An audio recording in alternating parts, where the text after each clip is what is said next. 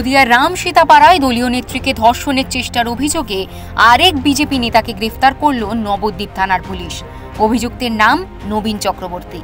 Police ও স্থানীয় সূত্র মারফত জানা গিয়েছে, গত 12ই ডিসেম্বর বিজেপি নদিয়া সাংগঠনিক জেলা দক্ষিণের সহসভাপতি নবীন চক্রবর্তী দলীয় এক নেত্রীকে ধর্ষণের চেষ্টা করে।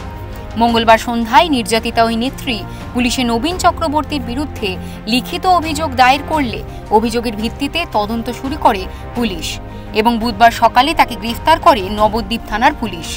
ঘটনা প্রকাশ্যে আসার পর কটাক্ষ করেছেন স্থানীয় তৃণমূল নেতা। তাদের কি অভিযোগ সঠিক আমি জানি না। যিনি অভিযোগ করছেন তিনি মহিলা মানুষ, আমার কিছু বলার নাই মহিলাদের বিরুদ্ধে। এতদূর বোধহয় করালো ওনার জন্যই ব্যাপারটা, তো ওনাকেও ব্যক্তিগত জীবনে সাবধানতা অবলম্বন করতে হবে। আমরা চাই না নোংরামি কথা বলতে, আমরা চাই না কেউ নোংরা হোক, কাউকে নোংরা বানাক। সমাজটা শিক্ষা পেলে সমাজের সাথে সবাইকে ভালোভাবে চলতে হবে। অবশ্য এই অভিযোগ সম্পূর্ণ মিথ্যা বলে জানিয়েছেন ওই নেতা।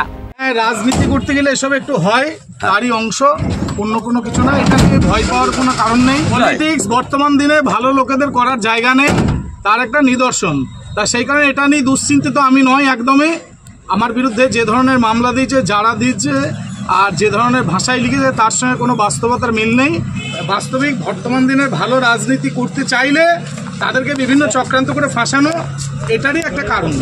যদিও এই ঘটনা প্রকাশ্যে আসার পর রাজ্য রাজনীতিতে পড়েছে জোর শোরগোল। দলের মধ্যেই যদি এমন পরিবেশ থাকে তাহলে সেই দল কিভাবে বাংলা শাসনের স্বপ্ন দেখে সে নিয়ে প্রশ্ন তুলছে সংশ্লিষ্ট মহল। নদিয়া থেকে সুরজিৎ দাসের রিপোর্ট, ওঙ্কার বাংলা।